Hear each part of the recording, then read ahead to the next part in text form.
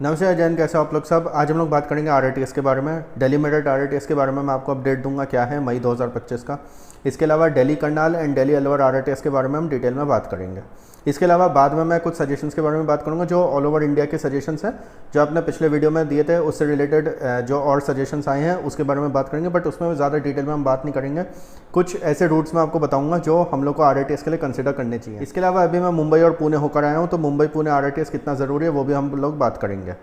अब आते हैं अपडेट्स के ऊपर। पहला तो अपडेट ये है दिल्ली मेरठ आरआरटीएस का कि सराय काले खान से ट्रायल शुरू हो चुका है, सराय काले खान से नहीं अशोकनगर तक का।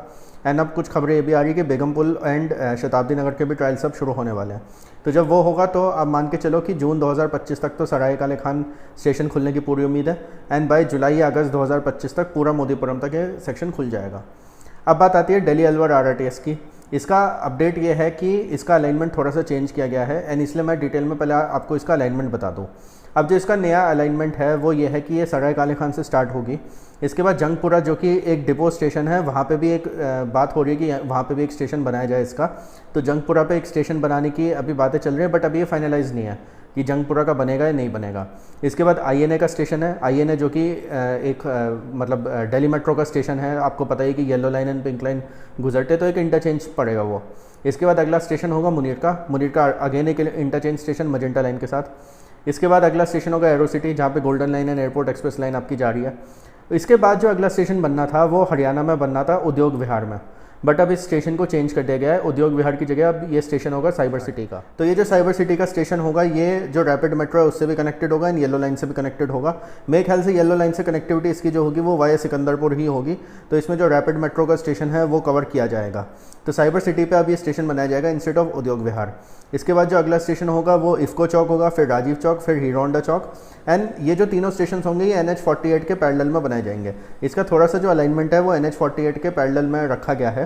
तो हीरो होंडा चौक होने के बाद इसका जो अगला स्टॉप होगा वो खिड़की डोला होगा। खिड़की डोला के बाद मानेसर, मानेसर के बाद ये KMP एक्सप्रेस वे पार करके जो है धारूवेड़ तक जाएगी। ये इसका होगा पहला फेज़। अब जो पहला फेज़ है वो 71 किलोमीटर लंबा है, जो कि दिल्ली से धारूवेड़ तक बनाया जाएगा। अब इस प्रोजेक्ट को जो है 3 फेजेस में डिवाइड कर दिया गया है। पहला फेज़ होगा दिल्ली टू धारूवेड़ जो कि सराय काले खान से स्टार्ट होगा। दूसरा फेज़ होगा धारूवेड़ से SNB तक का, एंड तीसरा फेज़ होगा जिसमें ये एस्पर लाइन्स बनाई जाएंगी, मतलब एक अलवर तक की। और एक अभी डेस्टिनेशन डिसाइडेड नहीं है, मतलब कभी निमराना बोलते हैं, कभी कोई और डेस्टिनेशन बोलते हैं। तो एग्जैक्टली अभी जो डेस्टिनेशन है वो मैं आपको नहीं बता सकता, बट आप यही मान के चलो कि निमराना साइड का ही कनेक्टिविटी की बातें हो रही हैं, जो सेकंड एस्पर एक SNB से इसका बनाया जाएगा। तो 71 किलोमीटर्स पहले बनेगा, फिर 36 किलोमीटर्स बनेगा। उसके बाद फिर जो है ये 90 किलोमीटर्स और ऐड किया जाएगा एस्पर के थ्रू। एंड ये चीज़ बोली जा रही है कि ये वाला जो प्रोजेक्ट है इसका जो फर्स्ट फेज़ है, मतलब सराय काली खान से धारूवेड़ तक 2030 तक कंप्लीट होगा। मतलब अभी पूरी उम्मीद है कि इस साल कंस्ट्रक्शन स्टार्ट होगी एंड 2030 तक ये फर्स्ट फेज़ कंप्लीट होगा। And second phase, third phase होते होते मुझे लगता है 2033-34 हो जाएगा। अब ये जो टाइमलाइन है ये काफ़ी ज़्यादा डिले वाली टाइमलाइन है। मतलब मेरे को उम्मीद नहीं थी कि ये फर्स्ट फेज़ भी बनाने में इतना टाइम लग जाएगा। हालांकि आई नो कि 5-6 साल हमें दिल्ली मेरठ वाले में भी लगे हैं, बट अब जैसे ये बातें हो रही है कि दिल्ली मेरठ वाला जो स्टाफ है वो अब इधर डाइवर्ट होगा एंड दिल्ली अलवर के साथ साथ दिल्ली करनाल की भी कंस्ट्रक्शन एक साथ स्टार्ट कर देंगे। ये चीज़ें हो रही हैं, बट कहीं ना कहीं जो टाइमलाइन है ना वो बहुत ज़्यादा डिले वाली टाइमलाइन है।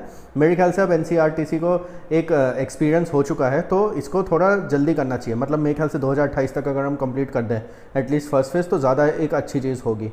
बट एनीवेज जो भी अभी के न्यूज़ हैं मैं उसी हिसाब से आपको बता रहा हूँ। तो ये इसका अलाइनमेंट है जो सराय काले खान से धारूवेड़ तक बनेगा 71 किलोमीटर्स का। ये पहला फेज़ होगा। दूसरा फेज़ के अभी स्टेशंस आई नहीं है, बट वो बेसिकली धारूवेड़ से SNB तक बनाए जाएंगे। इसके बाद फिर 2 एस्पर बनेंगे, एक अलवर तक का एंड एक निमराना तक का बनेगा।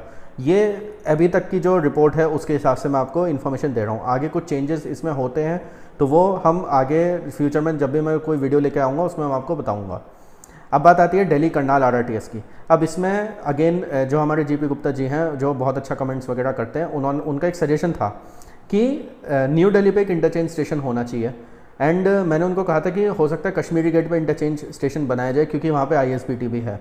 एंड कहीं ना कहीं देखा जाए तो यही बात सही हुई है, क्योंकि जो इसका अलाइनमेंट आया है अब वो अलाइनमेंट ये है कि सराय काले खान से लाइन शुरू होगी। इसका पहला स्टॉप होगा इंद्रप्रस्थ, मतलब इंद्रप्रस्थ जहाँ पे आपको पता है कि ग्रीन लाइन, ब्लू लाइन के आपके इंटरचेंज वगैरह बनेंगे। तो पहला स्टॉप होगा इसका इंद्रप्रस्थ, दूसरा स्टॉप इसका होगा कश्मीरी गेट। कश्मीरी गेट पे ISBT है, सब कुछ है। इसके बाद फिर ये वहाँ पे अभी स्टेशंस डिसाइड नहीं हुए हैं, 2-3 कुछ जगह के मैंने नाम देखे थे, बट अभी ऐसा कुछ पक्का नहीं है। कुछ कुछ जगहों में डिस्टेंस ज़्यादा हो रहा है तो स्टेशंस के नाम हो सकता है आगे पीछे कुछ हो जाए। फिर उसके बाद वहाँ पे 2-3 एरियाज़ हैं, इंडस्ट्रियल एरियाज़ हैं, वहाँ पे स्टेशन होंगे। फिर ये मूर्थल वाला जो एरिया है जहाँ पे पराठे वगैरह मिलते हैं, वहाँ पे एक डिपो बनाया जाएगा, मूर्थल पे एक स्टेशन होगा। फिर पानीपत पे 3 स्टेशन होंगे, एक तो डिपो स्टेशन होगा, इसके अलावा नॉर्थ पानीपत, साउथ पानीपत वाले भी 2 स्टेशन और होंगे। तो वहाँ पे क्योंकि ट्रैफिक काफ़ी होता है, वो पूरी चीज़ें प्लान करी गई हैं उसी हिसाब से। एंड कहीं ना कहीं ये जो पानीपत के जो स्टेशन होंगे, इसमें से एक स्टेशन अंडरग्राउंड होगा, क्योंकि पानीपत में एक ऐसे एरिया से ये RRTS गुजरेगी कि जहाँ पे भीड़ भाड़ बहुत है, तो वहाँ पे हो सकता है अंडरग्राउंड स्टेशन बनाया जाए। इसके अलावा कुंडली जो एक जगह है, वहाँ पे एक इंटरचेंज इसका बनेगा विद रेड लाइन। अब रेड लाइन का आप लोगों को पता है कि कुंडली नाथोपुर तक उसको एक्सटेंड किया जाएगा, तो वहाँ पे जो है एक इंटरचेंज स्टेशन इसका बनाया जाएगा विद RRTS। तो RRTS जो दिल्ली करनाल वाली जाएगी, उसमें कुंडली में एक इंटरचेंज स्टेशन बनाया जाएगा कि मान लीजिए अगर कोई सोनीपत पानीपत से आ रहा है, जिसको रेड लाइन से रिठाला साइड पे जाना है या दिल्ली मेट्रो नेटवर्क पे जाना है, तो वो कुंडली से इंटरचेंज करके जा सकता है। इसके अलावा वो फिर कश्मीरी गेट से जाए या फिर वो इंद्रप्रस्थ से जाए, या वो सब तो ऑप्शंस उसके पास है ही। अब हम ये चीज़ बोल सकते हैं कि न्यू दिल्ली इंटरचेंज दिया जा सकता था, बट मेरे को ऐसा लगता है कि इंद्रप्रस्थ इसलिए वजह से सेलेक्ट किया गया है क्योंकि जब हम दिल्ली का ज्योग्राफिक लोकेशन देखें तो सराय काली खान से अगर कोई ट्रेन उस तरफ को निकलती है कश्मीरी गेट साइड पे, तो उसके लिए उस ट्रेन के लिए इंद्रप्रस्थ पे एक कनेक्टिविटी देना ज़्यादा आसान होगा, क्योंकि इंद्रप्रस्थ और कश्मीरी गेट जो दोनों स्टेशन हैं वो बिल्कुल पैरेलल हैं। अगर आप मेट्रो के हिसाब से भी देखो तो ब्लू लाइन का स्टेशन इंद्रप्रस्थ का एंड कश्मीरी गेट पर जो रेड लाइन का स्टेशन है, दोनों एक तरीके से पैरेलल हैं स्टेशन। तो वहाँ पे जो है एक मतलब RRTS को अगर उधर से गुजरना है तो इंद्रप्रस्थ के बाद कश्मीरी गेट ही वो स्टेशन है जहाँ पे कनेक्टिविटी दी जा सकती है। न्यू दिल्ली थोड़ा सा अंदर की तरफ को हो गया, तो न्यू दिल्ली इस वजह से नहीं हो पाएगा, बट ओवरऑल देखा जाए तो अलाइनमेंट ये भी ठीक है। इसमें भी इंद्रप्रस्थ कनेक्ट किया ही जा रहा है, एंड इंद्रप्रस्थ से आपको पता है ये ग्रीन लाइन ब्लू लाइन भी जाएगी, एंड कश्मीरी गेट तो एक ट्रिपल इंटरचेंज है। एंड अगर फेज़ 5 की जो भी प्रपोज रूट्स हैं वो सही रहे तो उसको आगे जाके जो है 4 इंटरचेंज स्टेशंस भी बनाने, मतलब एक और लाइन वहाँ पे लेके आने मायापुरी कश्मीरी गेट वाली। तो ये अलाइनमेंट है दिल्ली करनाल RRTS का। इसके बाद आगे सोनीपत पानीपत तक बनाने के बाद 3 स्टेशन और ऐड करके इसको करनाल तक और एक्सटेंड करेंगे, वो अभी रिसेंटली ही प्लान हुआ है, साल भर पहले। अब बात आती है इनकी फाइनेंसेस की। फाइनेंसेस का क्या है, अभी पूरी तरीके से अप्रूवल नहीं आया है, क्योंकि यहाँ पे स्टेट गवर्नमेंट्स भी इन्वॉल्व है। हालांकि अब ये बात हो रही है कि राजस्थान हो, हरियाणा हो, हर जगह अब BJP गवर्नमेंट है, दिल्ली में भी BJP है, सेंट्रल में भी BJP है, तो अब तो कोई ज़्यादा प्रॉब्लम नहीं होगी। एंड गवर्नमेंट की तरफ से पॉजिटिव रिस्पॉन्स भी आया है। गवर्नमेंट ने भी कहा है कि अब हर जगह हमारी गवर्नमेंट है, तो हमें कोई लैंड एक्विजिशन और इन सब की भी कोई प्रॉब्लम्स नहीं होंगी। तो ये भी कहा जा रहा है कि most probably by the end of this year in दोनों की कंस्ट्रक्शन स्टार्ट हो जाएगी, क्योंकि दिल्ली मेरठ RRTS जो है पूरा कंप्लीट हो जाएगा, एंड वहाँ पे जो लोग काम कर रहे हैं उन सबको दिल्ली अलवर पे एंड दिल्ली करनाल वाले पे डाइवर्ट किया जाएगा। मुझे ऐसा लगता है पहले तो दिल्ली अलवर वाला जो सेक्शन है उसका जो फर्स्ट फेज़ है दिल्ली धारोवेरा तक का, उस पर पहले काम शुरू होगा, एंड उसके बाद फिर उसके हो सकता है कुछ महीने बाद ये दिल्ली करनाल वाले पे काम शुरू हो। दिल्ली करनाल वाला जो मेरे को लगता है अगर इसको पूरा करनाल तक हमें बनाना है तो मुझे नहीं लगता है 2032 से पहले बनेगा, क्योंकि जिस हिसाब से अलवर वाले के टाइमलाइन दिए गए हैं मुझे ऐसा लगता है दिल्ली करनाल वाला पूरा कंप्लीट होते होते 2032 ही होगा।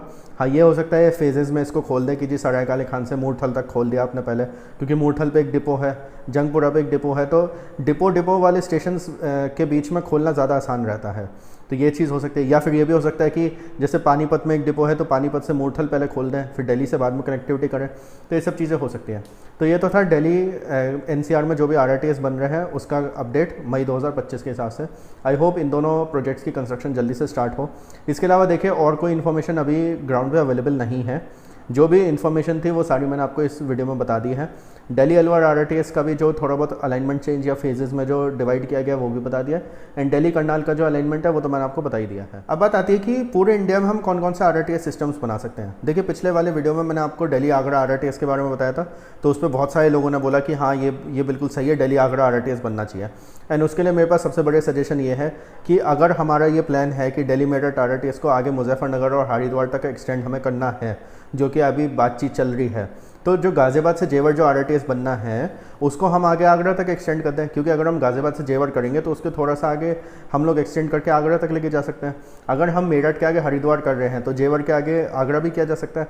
एंड फिर इस RRTS को इस तरीके से चलाया जाए कि आगरा से सरायकाली खान एंड उसके अलावा हरिद्वार से सरायकाली खान वाया गाज़ियाबाद, तो ये एक चीज़ करी जा सकती है। इसके अलावा देखिए और जो फ्यूचर के जो प्रोजेक्ट्स हैं, जो कोई कह रहा था कि एक वो 5 और लाइन्स डिसाइडेड थी कि गाज़ियाबाद से हापुड़, गाज़ियाबाद से खुर्जा और ये सब लाइंस जो है मतलब पहले ये 3 बन जाए वही बहुत बड़ी बात होगी, उसके बाद फिर हम उन लाइंस के बारे में बात करेंगे। बट अभी एट प्रेजेंट तो यही है कि गाज़ियाबाद से जेवर तो बननी है RRTS, एंड कहीं ना कहीं अगर आगरा तक भी इसको एक्सटेंड किया जाए तो बहुत अच्छा होगा। एक और अच्छा सजेशन जो मेरे को आया वो ये था कि जैसे ये दिल्ली अलवर RRTS जा रही है एरो सिटी से, तो अब जैसे SNB से 2 एस्पर निकलेंगे, तो वैसे ही एक सजेशन था कि एरो सिटी से एक और एस्पर निकल जाए। अब वो जो एस्पर है वो मतलब निकल जाए झज्जर हरियाणा, एंड वहाँ होते होते वहाँ के कुछ एरियाज़ वगैरह नाम लिखा था जिन्होंने भी कमेंट किया था, एंड वहाँ से हिसार का जो एयरपोर्ट बन रहा है वो कनेक्ट हो जाए। अब ये सजेशन मेरे को काफ़ी ज़्यादा अच्छा लगा, क्योंकि हिसार एयरपोर्ट की भी कनेक्टिविटी काफ़ी ज़्यादा अच्छी हो जाएगी, एंड मेरे ख्याल से रोहतक और वो वाली जो एरियाज़ है वो भी अच्छी तरीके से कनेक्ट हो जाएंगे। तो ये एक सजेशन हो सकता है, बट मेरे को नहीं लगता है एक ही लाइन में 2 एस्पर बनेंगे। अगर हमें SNB तक लेके जाना है, SNB के बाद फिर हमें एक एस्पर बनाना है, तो उसके बाद फिर एरो सिटी पे एक और एस्पर लेके जाना, वो कितना फीजिबल है कितना नहीं है वो मेरे को नहीं पता। बट हाँ, ये एक सजेशन बहुत अच्छा था कि एरो सिटी से हम हिसार एयरपोर्ट तक भी एक लाइन खींच सकते हैं, जो कि झज्जर हरियाणा वगैरह और वहाँ के आसपास के एरियाज़ होते हुए जाए। एंड ये वाली जो लाइन होगी इसमें जो ग्रीन लाइन का एक्सटेंशन है वो वाले कुछ स्टेशंस बहादुरगढ़ वगैरह साइड के भी आ सकते हैं, या फिर ग्रे लाइन कल को एक्सटेंड होती है तो उसके भी स्टेशन आ सकते हैं। तो ये एक बहुत अच्छा सजेशन था जो मेरे को लगता है ये भी इम्प्लीमेंट करना चाहिए। और वैसे नहीं होता तो हम एक सेपरेट लाइन भी बना सकते हैं, जैसे हम मान लीजिए उसको एक एस्पर लाइन ना बना के हम एक सेपरेट RRTS भी बना सकते हैं कि एक हिसार एयरपोर्ट से एरो सिटी तक एक अलग हम वो बना दे लाइन, ये भी चीज़ करी जा सकती है। इसके अलावा दिल्ली को लेके तो और कोई सजेशंस नहीं आए थे, क्योंकि मुझे ऐसा लगता है कि मोटा मोटी जो भी हमें जगह कवर करनी है दिल्ली के आसपास वो सब ऑलरेडी कवर हो रही हैं। अलवर हो जाएगा, निमराना हो जाएगा, ये सोनीपत, पानीपत, करनाल हो जाएगा, मेरठ हो चुका है, मुजफ्फरनगर हरिद्वार की बातें हो रही हैं, जेवर हो जाएगा, आगरा हो जाएगा तो भी ठीक है। इसके अलावा और क्या जगह बची? इसके अलावा तो बस एक वो सजेशन बचा जो मैंने पिछले वीडियो में दिया था कि 270 किलोमीटर की एक लंबी सी पेरिफेरल के पैरेलल एक RRTS बनाई है, एंड उसमें जितनी RRTS निकल रही है इन सबके साथ एक इंटरचेंज स्टेशन आप दे दो। जैसे मुरादनगर का स्टेशन है जो कि उसके पेरिफेरल के पास पड़ता है, वहाँ पर आप एक इंटरचेंज दे दीजिए। इसके अलावा जो ये दिल्ली अलवर RRTS है इसमें 5 गाँव नाम का एक स्टेशन आएगा जो कि KMP एक्सप्रेसवे पे होगा, तो वहाँ पर आप उसके साथ इंटरचेंज दे दीजिए। तो ऐसे करके इंटरचेंज स्टेशन बना के एक पेरिफेरल के पैरेलल हम लोग RRTS बना सकते हैं। तो ये एक और सजेशन है दिल्ली NCR का। अब बात करते हैं इंडिया के सजेशंस के ऊपर। जहाँ तक बात आती है इंडिया में RRTS और कहाँ बन सकते हैं, चेन्नई से अभी 2-3 रूट्स निकालने की बातें हो रही हैं, बेंगलोर मैसूर की बातें हो तो रही हैं, बट कितना ग्राउंड पे कितना नहीं है वो मेरे को नहीं पता। बट बेंगलोर मैसूर एक बहुत इंपॉर्टेंट रूट है, बनना चाहिए। North Goa to south Goa भी बनना चाहिए। इसके अलावा और जो रूट्स है, लखनऊ कानपुर एक रूट है जो बन सकता है, भोपाल से इंदौर एक रूट है जो बन सकता है, और इसके अलावा प्रयागराज से वाराणसी एक रूट है जो बन सकता है, लखनऊ से अयोध्या एक रूट है जो बनाया जा सकता है, लखनऊ से चित्रकूट बनाया जा सकता है। क्योंकि ये जो सब RRTS है ना, ये आपकी कनेक्टिविटी को एंड आपके टूरिज़्म को बढ़ाने में बहुत मदद करती हैं। पटना से गया तक रूट बनाया जा सकता है, या पटना से और कोई जगह आसपास की हैं वो बनाई जा सकती है, वेस्ट बंगाल में बनाया जा सकता है, हर एक स्टेट में इनको इम्प्लीमेंट किया जा सकता है। तो ऐसे बहुत सारे रूट्स हैं ऑल ओवर इंडिया जो बनाए जा सकते हैं। एक चंडीगढ़ से करनाल बनाया जा सकता है कि भाई जैसे किसी को दिल्ली से जाना है, दिल्ली से आप करनाल जाइए, करनाल से इंटरचेंज करो, करनाल से चंडीगढ़ चले जाओ, ये भी हो सकता है। चंडीगढ़ से और भी आसपास मोहाली और ये कुछ और जो जगह है वहाँ पर बनाया जा सकता है। फिर अमृतसर के आसपास कोई और जगह हो उनको कनेक्ट किया जा सकता है। हर एक स्टेट में ये काम किया जा सकता है, स्पेशली जो बड़े स्टेट्स हैं उनमें तो बिल्कुल ये करना चाहिए। जैसे फॉर एग्जांपल भोपाल से इंदौर मैंने बताया, वो एक हो सकता है। तो ऐसे बहुत सारी रूट्स हैं जहाँ पे RRTS बनाई जा सकती हैं। अब मैं बात करूँगा मुंबई पुणे RRTS के बारे में। इसके बारे में मैं इसलिए बात कर रहा हूँ क्योंकि अभी मैं मुंबई और पुणे होकर आया हूँ, एंड मैंने ये पूरा रूट देखा है मुंबई और पुणे का, एंड मेरे को ऐसा लगता है कि ये एक ऐसा प्रोजेक्ट है जो कि प्रायोरिटी पे होना चाहिए। मुंबई और पुणे के बीच में RRTS होनी बहुत ज़्यादा ज़रूरी है, क्योंकि देखिए क्या है, एक तो जब आप मुंबई से पुणे जाते हैं तो रास्ते में एक तो आपका पड़ेगा खंडाला लोनावला इन माथेरान वगैरह का एरिया, जहाँ से क्या है टूरिज़्म वगैरह बहुत होता है, तो आप वो एरियाज़ कनेक्ट कर सकते हैं। इसके अलावा पुणे के इंपॉर्टेंट एरियाज़ है जिनको कनेक्ट किया जा सकता है। फिर उसके बाद नवी मुंबई का जो इंटरनेशनल एयरपोर्ट जो नया बन रहा है उसको कनेक्ट किया जा सकता है, क्योंकि वो भी रास्ते में ही पड़ता है। क्योंकि जब आप मुंबई से पुणे जाते हो तो नवी मुंबई आपका पड़ेगा, नवी मुंबई के बाद आप फिर पुणे की तरफ निकलते हो।